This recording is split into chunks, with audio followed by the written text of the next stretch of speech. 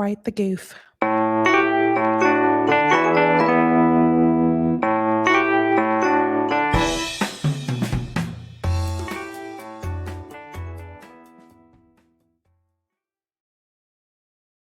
Oh, well, here we go. Hello, everybody. Welcome to another episode of Hello Chaos. This is where we explore the ups and downs and the messiness of what we consider founders' mindset and lives. This is a weekly podcast, and we do record live, and then every Sunday we upload to every podcast platform. So find us on your favorite outlets, whether that's Spotify or Apple or even YouTube. And check out our YouTube channel, hellochaospodcast.com. Or no, it's not .com, it's the YouTube channel of I guess Hello Chaos Podcast is our channel, right? As I'm looking over at Kristen, our producer. But it's today is going to be a fun one episode. We did have a last minute cancellation of Ryland of Scout's Donuts, but they are going to reschedule for a future date.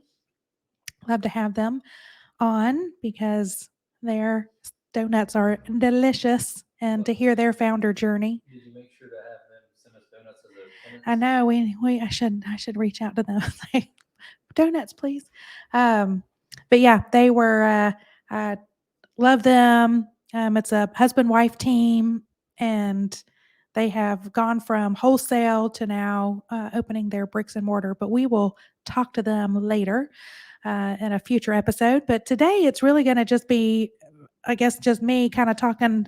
I've had a lot of questions that have pinged me in social of Jennifer, what's your founder journey? And even some of our new team members that we've brought on board over at Bright, well, also in Orange Whip, of why did you start this? Are you crazy? How are you doing? How are you juggling both Bright marketing and Orange Whip? So I got Kristen here as our producer. So you might hear him offline. Or off camera, not offline, but off camera. But for the ones that listen, you'll hear him pepper me with questions. But yeah, we have our team meets every Wednesday as a longer kind of production meeting. And one of the things that we're about a year, a little over a year in existence. We were really created and designed out of the eliminating or easing the pain points of founders and entrepreneurs in local communities, and really founders anywhere. But yeah, it was, I started the company as a founder.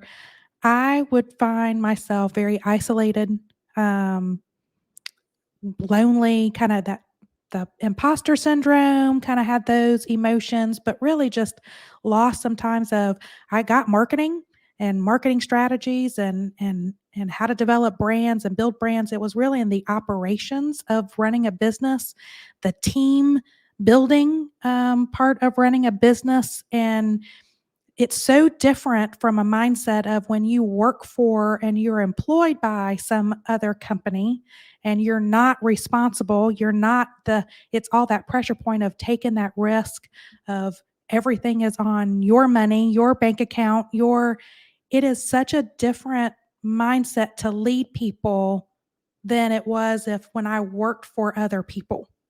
And Kristen, you are entering into the founder entrepreneur space of, you've left your employer and now you're working with us, doing gigs with us, but you're starting your own company. I mean, is what I'm saying is that something? Because I've talked to other founders, but it really is it's just a different shift in my mindset of, I felt like I was on this, working for I could lead people, manage, like I felt like I got it because I was, I guess, under the comfort level of another brand and somebody else's culture.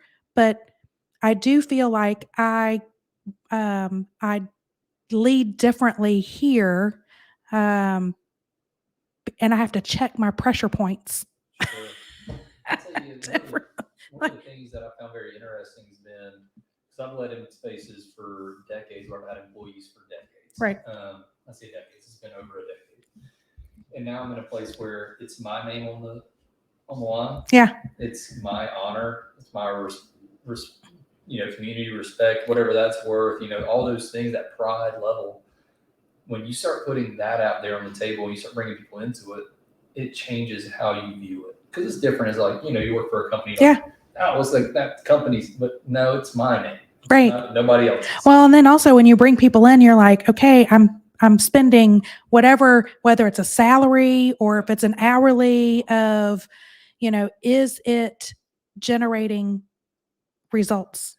It is such a different mindset. And it's interesting, when on Brightco side where we help businesses grow and scale, I'm even shifting how we police our work. Over the last year, we've kind of restructured, retooled our processes and systems to think more like that growth scale mindset to go, hey, a business owner, CEO, or COO, every dollar that you spend with us should be generating X results, but also looking at it from, man, if you're a CEO and with a scaling company and you're spending X total in marketing, which means your labor, your in-house staff, whatever, not just the paid advertising, but is everything you're doing generating some kind of result. And it does make our team think about it differently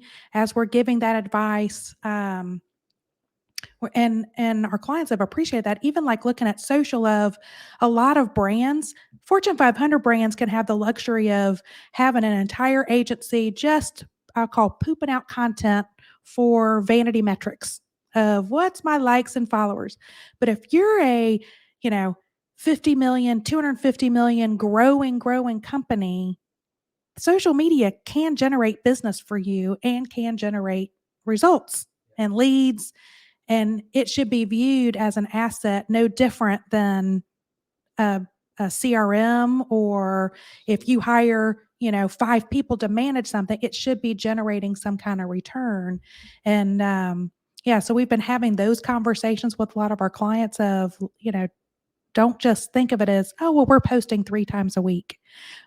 Every one of those posts have to be intentional and personal. And it's funny, that was kind of the aha moments that I've had of, whoa, we're not doing the same thing for Orange Whip.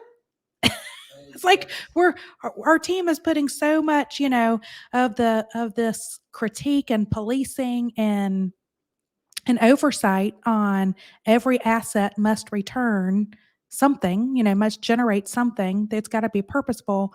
We're now doing that in, for the Orange Whip side to go, are we telling our story more intentionally? Mm-hmm. Um, And I think this is an interesting thing for you specifically because you have built a successful business, and it's almost like you started a new venture, and the new venture has the same. It doesn't matter how long you've been doing it; you still have the same ride. Yeah. You still have to dig into it. You still have to. So, can you unpack that for me? Like, what does that felt like for you going from, hey, I've spent a decade building Bright & Co., right? Right. Yeah. We'll be 10 years this December. It's wild. Yeah, it's crazy. Now you're like, I'm starting a new thing. I know. That was silly. No, I'm just kidding. It does feel a little silly. It does, and believe me, it's like our bank account feels it every day. But no, it was, I started Brightco out of the need that I kept hearing from different, large companies that were viewing traditional agencies or needing more from a traditional agency. And coming from a traditional agency, and having to manage the satisfaction of clients, it was, whoa, we are not set up correctly. We are not designed to uh, in the agency that I came from, we did not have the processes and systems in place at that time to be great integrators. Okay. As in, and the only integrator on the team was me. So you had one person. So when you say integrator, how do you define that in Yeah. your So marketing language? yeah. So marketing language and for an agency, and it's different if anybody's on the EOS system. I, I I would say it's very much like an integrator within the EOS, the Entrepreneur Operating System. Okay. If anybody's familiar with that, but the way that we looked at it is I was responsible for managing the PR department, the digital strategy, the media department, paid media department, which the paid media department also managed lead gen, CRM, Yeah. and SEO, SEM. So search all was in kind of the media department, the research department, um, and really looking at when we build out these marketing communication plans, how are they all integrating and talk? So like if we're creating an ad campaign and it's promoting it on digital and in print, where are we pointing them to? Is it is it just going to the homepage of the website? How are we tracking it? How are we going to justify what we're doing? And so then it became, whoa, we need to have landing pages. Okay, so we need to get with the digital department to go, we need to have landing pages. How many do we need? What do those forms need to have? What are those offers? And then the PR department, if they're doing a publicity push, is the messaging consistent? And are they, hitting those same media reporters that we're sending the ads to? Is our search, is it both branded, non-branded, but is it also a promotional aspect of people are going to be looking, so it's, how are we bringing all this together? Yeah. And we weren't set up to have multiple, and we needed to, like, there needed to be multiple integrators assigned to multiple accounts to kind of be that account planner or whatever, that integrator for 5 accounts or 10 accounts and really manage the teams. Sure. And it just was, the agency was not prepared or set up that way. And I just saw it as an opportunity of, whoa, I could step out and create an agency that could serve the business community in a better way. Absolutely. And when we say it's a better way, we say it's really the seamless integration between art and science of marketing, which there is a lot. There's and I come from the science side of marketing, so it's really easy for me to talk about the science. That's the data analytics, that's the media consumption behaviors. Where is this audience, and consuming information? Like, where do they go for the And resources? I think I want to pause. Most people Yeah. don't understand how big that is. Yeah. It is one thing to have a catchy slogan or a catchy, like, here's a great ad we can build out. It's a whole different thing to have, like, here's how, and here's where we put it. And Right. here's how we Oh, track it's it. a whole, It's a nobody whole- knows this, like, it's a position, that nobody really knows exists out there of in media departments or in agencies of, we buy airspace and time, as media buyers, planners. Digital, is way more complex than people realize. There's a lot of math and science. We've got tools that actually allow us to do predictive analytics around it. So we know all the benchmarks, whether it's traditional or digital, and how to generate the best results based on whatever the KPI, the business goal, Sure. and where they are. I call it on the football field. So every business, every brand, you look at it as a football field of where are you today in that football field? Are you on the 10-yard line on the other side and you've got to go all the way, 90 yards to hit that goal line? Or are you already at 50? And some of those are like based on the industry that you want to target, or that audience you want to target, or whatever that product line is. So trying to map out what that business goal is, from a CEO, CMO, of there's some, I need to go from point A to point B. And every business is different. So anybody that tells you in marketing that there is a template or some like secret, there really isn't. It's understanding and doing the thinking up front of, where are you? If you don't know where you are in the football field, that's when you need to have research and data. Um, I'm on the mindset of I don't like to guess. I don't think our clients pay for us to guess. Businesses shouldn't guess where they are. They will, they might spend more money up front, but it will, knowing where they are in the football field, that gets them where they need, what exactly will fix the problem, Sure. to get from point A to point B. And sometimes it's not advertising. Sometimes it's not, messaging. Sometimes it's literally it's a process. There's a friction in the system. It's either a people, like I don't have the right sales team. I don't have the right, maybe my internal folks aren't ambassadors for our brand. Nope, we don't have the right elevator speech or the anthem. We're all telling 50 different stories. Maybe that's a problem. Maybe it's a process problem of I don't have a sales process. I don't know how to track my leads. I don't even know, I don't have a social system. So I'm not using my social platforms in a way that's bringing the business to the bottom line. There's always some friction. Maybe it's a product development problem of crap. Our product is over engineered and we're never going to be competitive. We might need to take a step back and go retweak the product. Absolutely. So there's all sorts of levers that you can, pull, but a lot of it starts with the data, and finding out where. So that's just like on the business. Then it becomes like the media and like, who is our audience? Yeah, where are they? Where are they? And where do they consume information? And how do they consume it? Are they, so is it traditional media? Are they more of that? Are they a linear TV? Where am I going to get the most reach? For and be able to deliver our messages with enough frequency and impact to generate a result. And we've got all sorts of tools on our end to be able to identify those, figure out what's the predictions of you want to get to that point A to point B. Here's here's the scientific path to get there. That's the science side.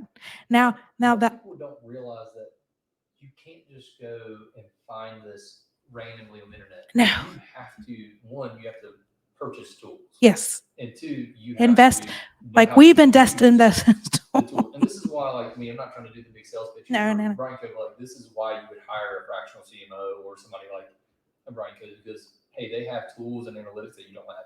Right. If you have I feel like I've heard this from several founders here in town even. Mm-hmm. They are paying a marketing department or marketing team agency to do something. And I'm like, well, where's your dollars going? They're going, I mean, well, they told me, if I pull my Google ad spend, then my presence on Google disappears. Like, that's not true. Yeah. They just lied to you. And there's got to be some kind of return on the investment as far as like, I got data, I know where I'm going, I know who where my prospects are, I know where I'm headed. And I just think that's a beautiful thing that media buying and the whole marketing department kind of can bring to. Yeah. Especially if you're seeking an agency, be really mindful of don't just seeking somebody that is either a specialist in an industry because they've got blind spots, they use templates, they don't look at things from a neutral perspective or really what your brand needs. Or, I just need to have a social media agent or I just need a digital. Well, then you don't have somebody looking at things more holistically. And again, that neutrality of at the end of the day, there is no business, no brand I've ever worked with that said, I have enough money. Like nobody says that. You always want to generate more revenue. Everyone always says, if I say, what's your budget? There's always some, even though like, I don't know what to spend. They have some limitation. Like if I come in and go, it's okay. So you have $1 million. Oh no, I might only have like 20 grand this year. Well, let's make sure that 20 grand is spent well. And also I think there's CEOs and especially founders, if you're growing, you need to look at even if you hire somebody in-house, like if you're spending a salary on, whether it's 40, 50,000, 120,000 for a salaried person, that's part of your marketing expense. And so, we come in and go, do you really need an FTE that you need 2,000 hours of their effort? Will they spend 2,000 hours doing what you need to do? Because a lot of times we find the company really needs um, multiple people that are specialists. So, like, just take an example, like a digital marketer. We hear that from so many like scale ups of, well, I'm going to hire a general digital marketer. And I'm going to tell you that person doesn't really exist anymore. 10 years ago, you might have had more of a generalist, but now it's so specialized that, developers are not always like web developers are not also UX designers that are also not, they're not search specialists. They're not SEO writers. So just in just website, maintenance and just on the on-site SEO, it might take 4 or 5 specialists just working on one site, from copy, UX design to coder to an SEO specialist, project manager, and then a visual, just to make sure the brand identity is there. Well, if you hire just a generalist, are you really going to fill 2,000 hours of somebody that if you took that same dollar, you could go, okay, what can I get for that same FTE or those 2 FTEs plus this is what I was going to spend in my outbound, Sure. To we call invest in your demand. What is the collective budget you really are spending on marketing? And even, and what do we need to again do to get to point A to point B and put all of that resource into? And that's where we come. I was like, that's where Brightco comes in and really has a sweet spot Yeah. in again serving the business community in a just a more unique, better way. Yeah, I think one of the things that I've felt, for those of you who don't know me, I run a handyman business, and it is taking off in a kind of an odd way, which it is. Well, because it's a needed category. It's a needed category. I Like, noticed it was a niche, and I had skills to fill the niche. That's and right. It's working out great, which is awesome. You're feeling a pain point. Feeling a pain point. Yeah. And so I feel like what happens is when I feel the pain, I want an immediate result because I feel like I'm letting my customers down. I feel like I'm not generating the revenue I want to do, or I don't want to do the book. So let me hire the accountant. That's right. But I feel like out of frustration, you have a lot of founders and entrepreneurs who they just honestly burden marketing or burden somebody with something rather than like slow down and think, hey, what do I actually need to do to grow my business? Right. And I feel like, so what would you say to a startup or to a, it's probably the startup phase where you'd be in this, I go, I just need somebody to handle my social media. Yeah. I can't do it. And it's like, I got to get this out of my, like, what would you tell that person? Yeah. And we hear this not just from startups. We hear this from companies that have been around for 10, 20 years, that are trying to, I'll call scale ups, small businesses that are like, you know what? I want to go from I want to be a more of an enterprise. I want to be more comfortable. We hear that of it's easy to go outsource. I need to get an accounting firm. I think that's like an easy thing of help me with my books, help me with my financial operations, help me save money. And it's easy on an IT of like, unless you're an IT service like company, but that's like but the marketing and the planning, it is, and this is hard to do, but you got to take the time to plan, even if it's just in little nuggets of, focusing on what does the business need? What is, taking that step back of what's not working, what is working. If the pain point is social, go find a company to go, well, one, you need to make sure, is it social? Yeah. Right? I mean, a lot of people can look at like, I did that with Orange Whip over the weekend of, I kind of took a step back and I did an audit of our channels and went, we could be, not that we were doing anything wrong or anything. It was just,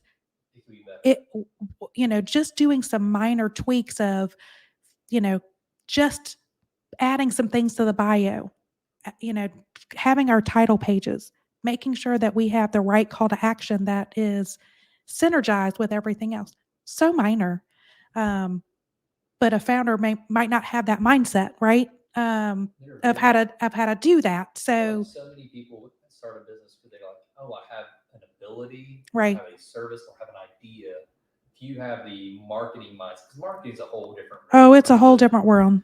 So that's something that's really cool that you can step into. Just same thing with IT. Like if you had an IT firm, You could like probably, but I wonder if some IT company be like, oh, maybe I should outsource this because because you get so close to things, you just you don't know, what you don't know. I know as an entrepreneur, like I don't want to work on my own stuff. Yeah. Because I want to go make money. Right. Which is such a weird balancing It tension to manage. And I feel like so many founders found this where it's like, I want to go make money and serve my customers. right. So you're working in the business. Mm-hmm. All right. Well, hold on. Let's pin that for just a second. Yeah. We'll pin that. I want to get back to kind of the marketing of what you asked Yeah, of like, where do I go? I would say if you're really like looking to grow and scale and you don't know how, go find an accelerator, an incubator, really more of an accelerator program in your community, or go online. There's several that, and I've done two or three. So every one I have found extremely valuable. It forces you to to take the time and plan. It forces you to ask the questions, and then you have the accountability of your cohort who are inspecting what you give them. Like, what are your answers? So so I was a part of the 10,000 small business program a few years ago, and that's 150 founder cohorts all across the country. And it was, we were doing a virtual classroom. It was during COVID. So that we were their first COVID or their first completely virtual class. But my small group was like 40 people. And then we had another small group of like a, peer to peer kind of like 12. So you had all these layers of people that you were all in it together, all kind of not scared, just like anxious of we're obviously signed up for this, and believe me, it's not hard to get in it. Like you have to go through a um it took me 2 years to get in the program because it's completely free. It's endorsed by Goldman Sachs. So Goldman Sachs is very particular about, but it's just vetted. So so everyone's in there kind of recognizing that okay, we all want to be here for a reason. We're probably anxious because of, we want to grow the business, right? It's Absolutely. like something, there's some spark. Um, but then you get oh my gosh, I'm going to have all these like strangers who I don't know judging me. Yeah. And, but anyway, but but it forces you to, everyone has to share kind of what's your exit strategy? That's the very first question that you have to fill out of like, what is your end game? Which I'd gone through other accelerators here locally in South Carolina. And then I did one outside of South Carolina, but those started with like, what's your vision and mission versus Goldman Sachs asked the question of what's your end game? Write it down, like describe the picture. What does your business look like when either you're going to sell it, leave it, hand it over to somebody else, but what is that end game? And it really forces you to really examine kind of why you're in the business. And then it goes with the mission and vision, but you have people question it. You have 30, 40 people that are pushing back, challenging, or just asking questions to get clarification so they understand, hey, my challenge, I was like, I want to grow and scale the business. This is what I think what we do right. Well, compared to other, and they would go, oh, I hear that from every other agency. What do you do that's different? So, really, oh, well, thanks, that's good information. What, like, really, what is your, and there's other agencies that were in my cohort. So even we were looking at it going, this is, it really helped us solidify where we play a part.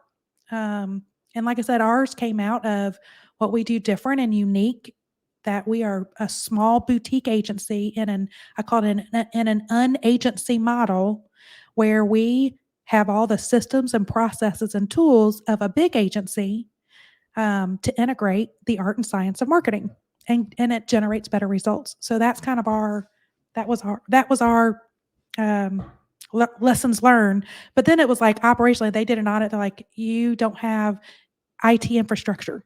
You need to have operations around IT. So we, was like, okay, you need to have HR and you need to have a financial operations and like, so they came through and audited and, giving like 30 or 40 different points of gaps in our overall business plan because you had to map out a 5-year business plan. Wow. And that was extremely detailed and then forecasted and projected and how are you going to get there. So it was very detailed and it took a lot of time.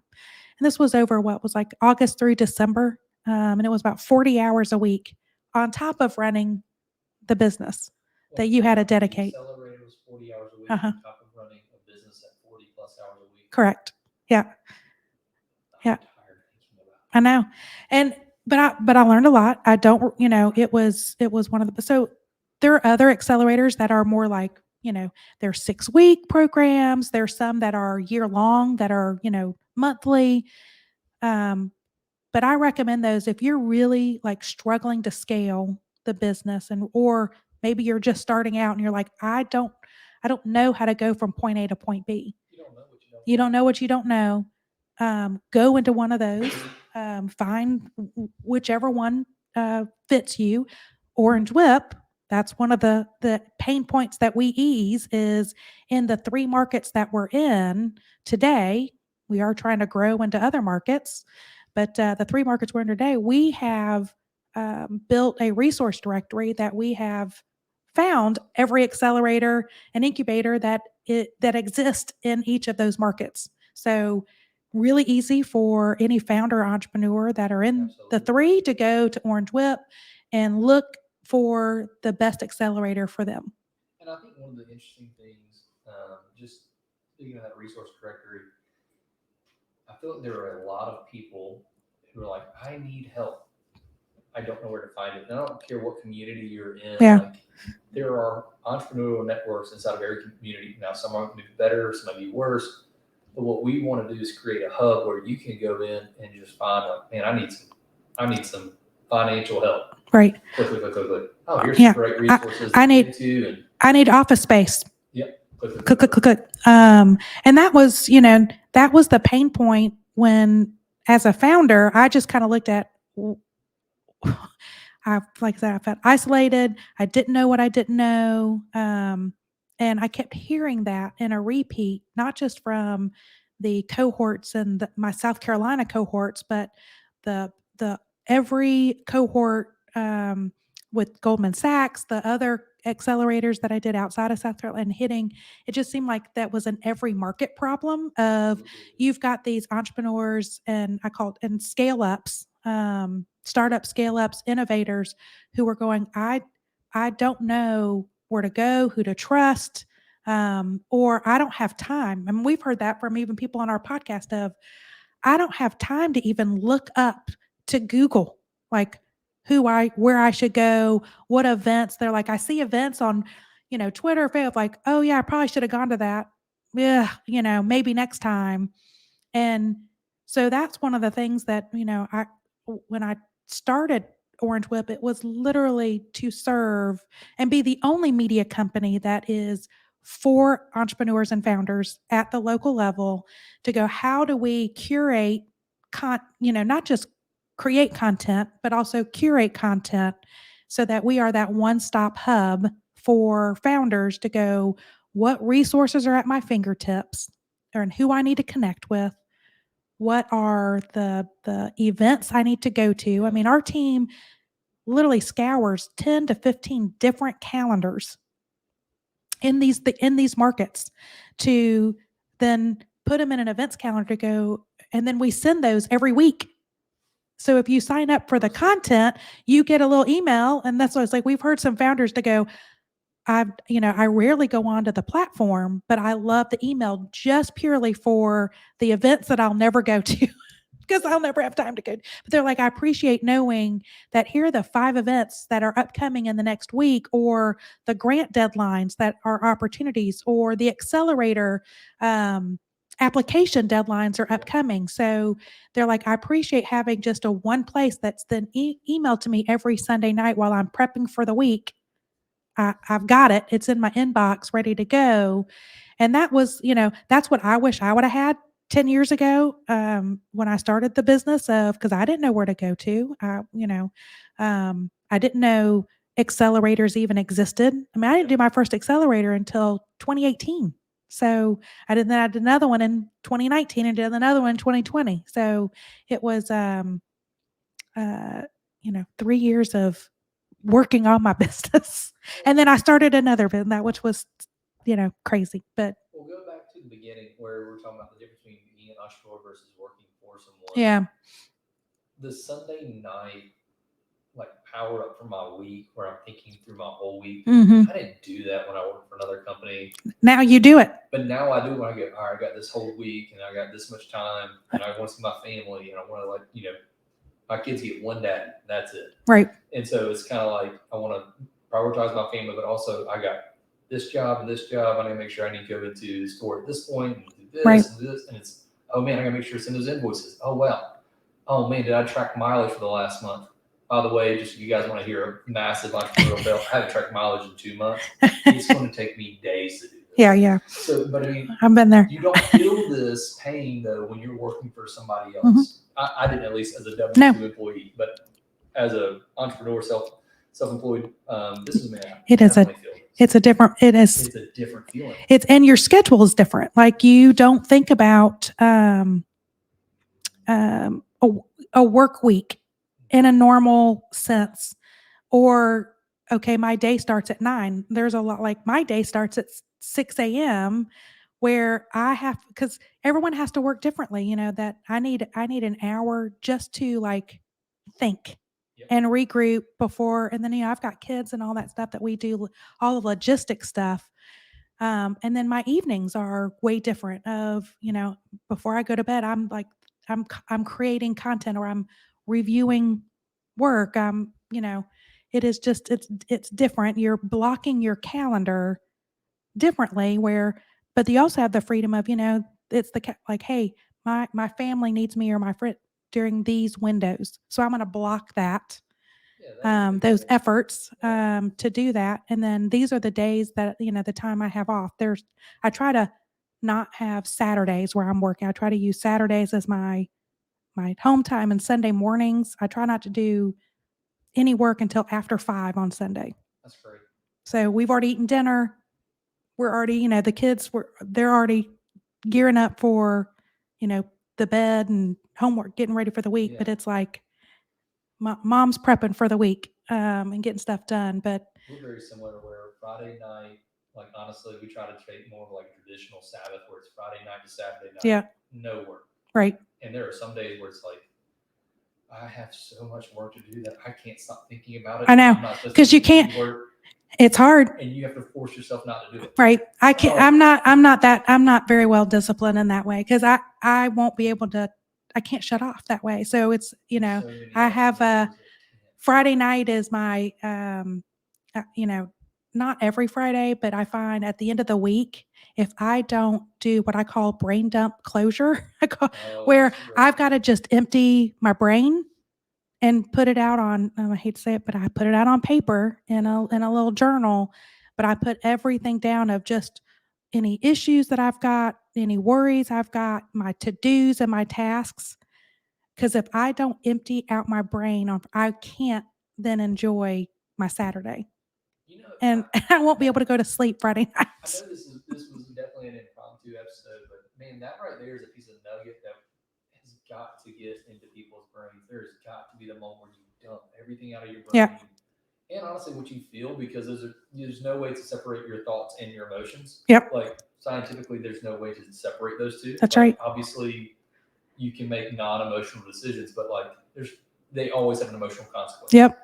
So if you're not actively dumping that somebody, it's just building up and building up. And then that's what, in my opinion, that's what ends where people go, man, I haven't paid attention, but I've drank like 6 beers today. Like, what happened? Right. Or you just Implode later you're down. yeah, it's just gonna come back. Or the what I find is you get so busy, then you've forgotten about the what was important 2 weeks ago. Why was this important to begin off with? Right. Like I needed to get it out and try to figure out how to compartmentalize because that's, it's like I just go, how do I, if you feel so overwhelmed, that was something that someone told me, I don't know, it was like 5 years ago I was like, I'm feeling so overwhelmed. And they were like, just write it down. I was like, I don't even, so instead of just writing what most people do, you get even the anxiety of just writing the to-do list. And it was my coach was like, don't think of it as a to-do list, just write. Like, don't try to compartmentalize it, don't try to organize it, just what random shit just coming out of your brain. So sometimes like so that I take notepads, and I'll just write, like, it might be a to-do list of, okay, why are we not increasing, orange whip Twitter? And then it might be the next thought of, oh my gosh, I read this article. I need to go back. I saw this in my inbox. I need to go back. Okay, I've got to get my daughter subscriptions to her eyeglasses. I mean, it's just whatever random, like in the moment of what is in the brain, and then force yourself to go, is there anything else? Like anything else I need to think about, anything I need to worry about, anything I need, for the business, for family, for myself personally, like anything that's just looming, just get it out. Like, oh my gosh, I haven't seen the doctor in 2 months. I need to go schedule this. Just anything that's just not been, mapped. And then the hardest part of this, And it's just a relief. I'm gonna tell you, it's like the is. pressure point of just like, okay, I got it out. And then I take it, and I don't know, somebody was in up here earlier was probably like, what is she doing? Because I have all these like pieces of paper of notes. And then I start organizing these scraps of whatever the thoughts were. And I'm like, okay, this needs to go on my calendar. Like I need to, put these on my calendar because these are appointments that I never got on the calendar. These are, in my to-do list. This goes to my EA of she needs to follow up with these like contacts. Because it was just things that when I met with people, oh yeah, I need to follow up, or oh, I need to send this birthday card. Oh, I need to do this. I'm like, okay, I organize all those. Okay, that goes to Maritza, and now she can deal with that. And then it's like, okay, these are okay. Now I got to make a plan. These are things I need to, talk with the team around these specific clients. Okay, this is what I need to do for, again, Orange Whip, finance. So this is what we're doing, for vacation for the kids. But then once all that is out, I fold up all the scraps of paper because they're scribbles, and I can throw them away, which they're over in the trash can. But somebody was up here like looking at me like, what is she doing folding? Like because I had all these, different. I'm like, nope, that's my process. But it gets organized and it gets, I love it. the checklist of I love get it out. And I know everybody else has, everybody has their own, way of doing things. One of the things we learned from one of the podcasts a year ago was another founder that said you need to calendar block yourself, and calendar block the team. And that was like that was an aha moment too of not just calendar block for the work, but also your personal stuff of like, if this is the time you're going to dedicate to family, and this is where you need to, like, if you just need thinking time, like if you're, if you're in that a creative space, because we work with a lot of founders and talk to a lot of founders who are actually, they're creating. Yeah. Well, they need that time. That's their quiet time to rethink. A lot of CEOs take time of like, hey, don't block me here. I need that buffer zone in between meetings. But you got to calendar that. Or, as founders, especially scale ups, I've learned that I need to develop my personal brand on social. So, but I got to take that time to create the content and network and, make phone call, like just I call networking, and whether that's online or offline, but I had to block that on my calendar so that I do it. And when I started doing that, I was like, my God, this is I see why people like it. It works. And even like these are the days I take client meetings. So my team knows between, Tuesdays and Thursdays between this window, those are my client meeting days. So if there's an opening there, fill it. But these other days are blocked. Like you don't touch them. They're blocked with other things. That requires so much discipline because I feel like there are so many moments where you're like, oh man, I don't need to do anything on this day, but I can squeeze that in. Yeah. I feel like that is such a temptation. Oh I know. goodness. Well, it is a temptation, but you can have the freedom, based on whatever that if you have that opportunity, but at least on a big picture, what you need to do. Your team kind of starts to get disciplined of, okay, so these are when I can bring her into this client meeting. She's available here. Or this is when we as a team need to be scheduling our internal meetings because everybody's kind of in that mindset. It's just more efficient. It's way more efficient. And that way, instead of hour meetings, they're 15-minute meetings. They're 5-minute check-ins. That Elon Musk rule where you 5 minutes, 10 minutes, 15 minutes. Yeah. Do it all in 5 minutes. And it's taken us a while to get there because it shifts. It's a different mindset. The other thing I want to talk when we talk about the art and science of marketing, and we talked about the science side, I don't want to not focus on the art side because I don't come from it, but I can appreciate it. And it is and with all the AI crap that's coming out, and look, we benefit from AI from an operation. It helps our team like in ideation, but don't be fooled that it's going to replace the human intention and the human oversight of, is this your voice? Is this the brand voice? Is this your personal brand, your business brand? Some of that stuff is so templated and it is not unique. And that's what my fear of, like, everything's going to start like looking the same. It's my frustration with Canva and I know art directors hate Canva because it doesn't, it has created I think a generation, or it's starting to create a generation of, oh, it's easy to design.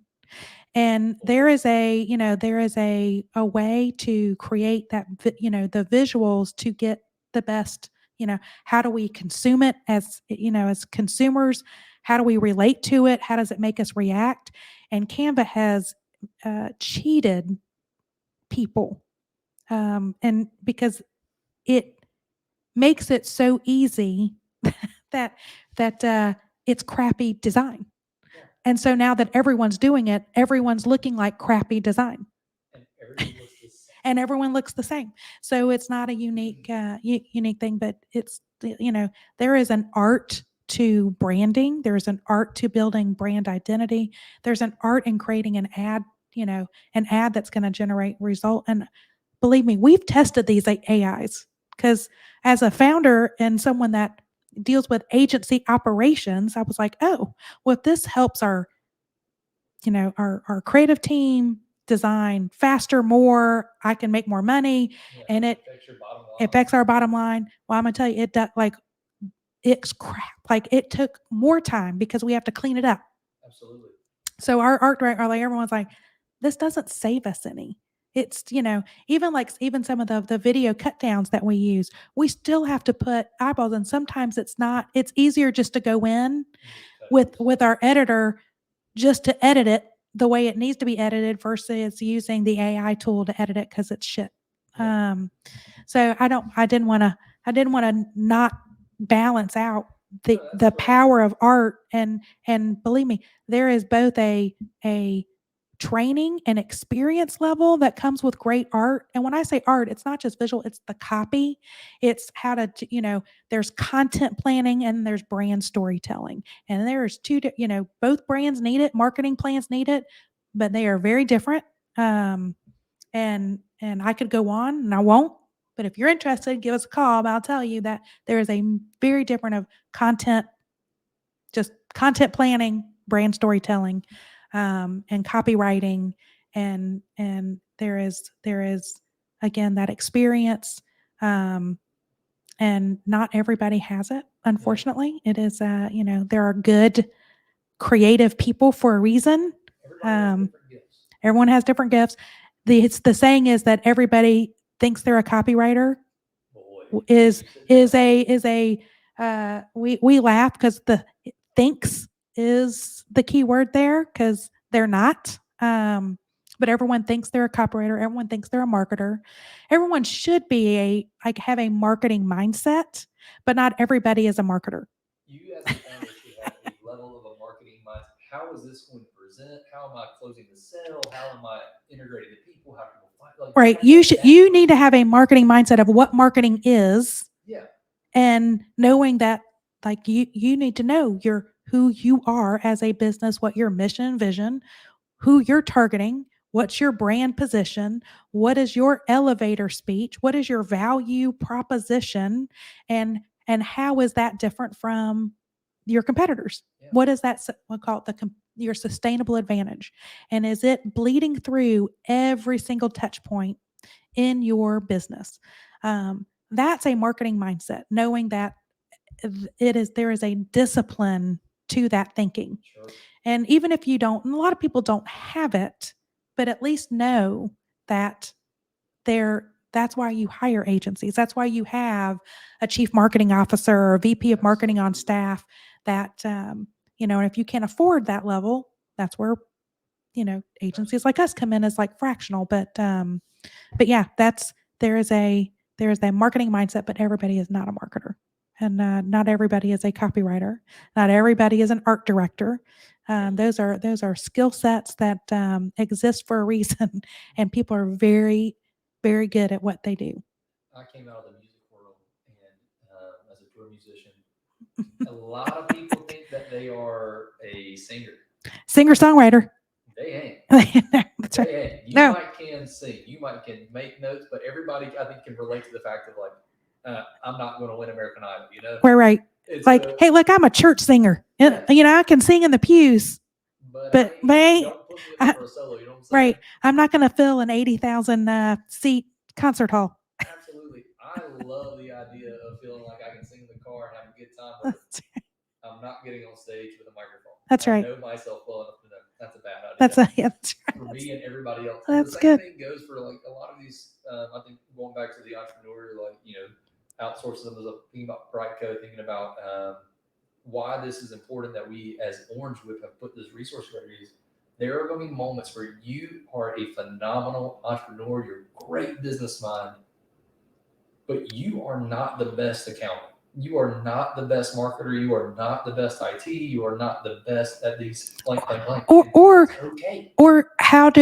to what resources can help you grow? Like, do you Yeah, funding or research, or absolutely. how do you get to that point A to point B? You might have to go to an accelerator. You might need to join, these three or four organizations that will help, grow your business.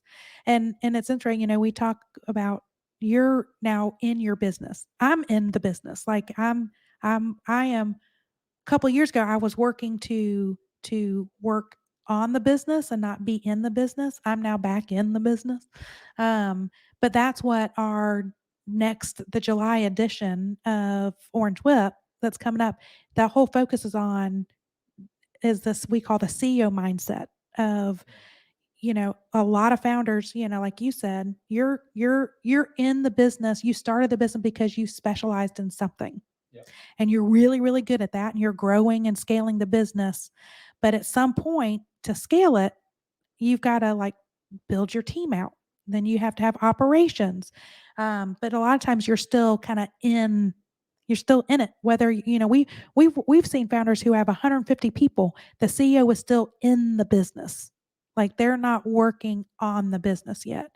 And it's that shift. And a lot of it's a mindset shift. There's a, structure and process and like operationally, you have to have your business that's ready smart. for you to be on the business so you can let go, and delegate those things or bring round out your leadership and become the visionary, um, and again leading and becoming that that leadership CEO, not the person that is the one that's taken the sales call.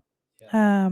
And that's the hardest shift for we've talked to like founder big and small, CEOs who some have been successful were like, hey, they're still in and they're the visionary CEOs.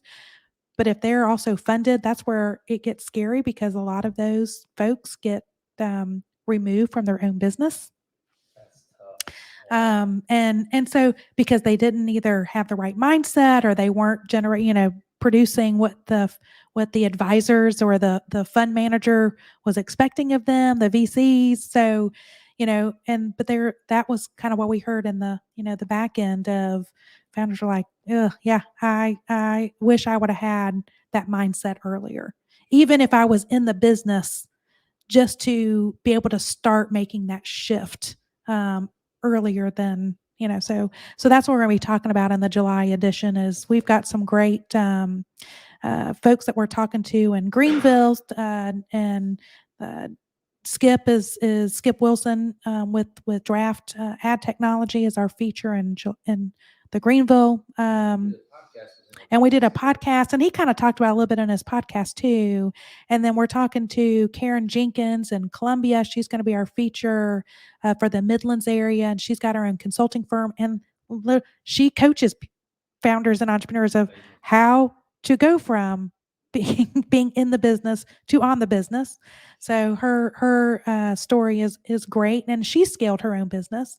Um, and then Layla Luna is down in Charleston, and she's got a great, she was um, ran like a fitness club, whatever, but she has an autistic child and created an entire business and nonprofit foundation all around how to uplifting and creating more accessibility and inclusivity for autistic children. Wow.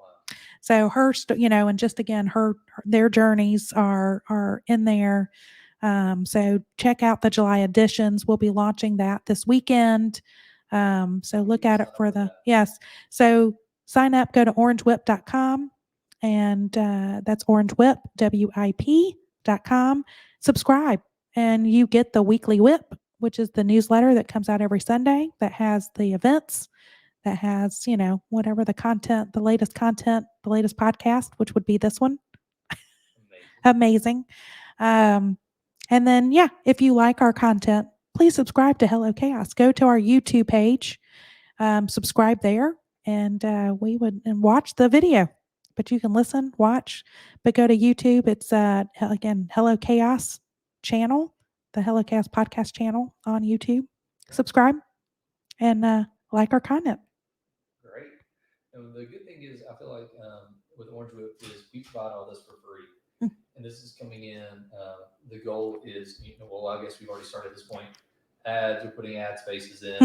We have We've had a few sponsors. Yeah, Yeah. we're featuring right now with Upstate LGBTQ Chamber of Commerce, the Greenville Chamber, and WorkSpeed. And these have been phenomenal. And the whole hope is that we can continue to grow a greater ecosystem in the city that you're in. So if you've listened to this and you're in a different city, say you're in Nashville, you're in Indianapolis, or wherever it is, we would love to bring this to your city. It requires that there's a need and a want for it, because there's a lot of work that gets put into this to make it a great product that you want to receive, that you want to use, that you want to. That's right. So yeah, more subscribers, more that gives us feedback to let us know. It's a great metric. That's right. To know. Yeah. If you want to hear people on the podcast, send us those comments. We'll seek them out.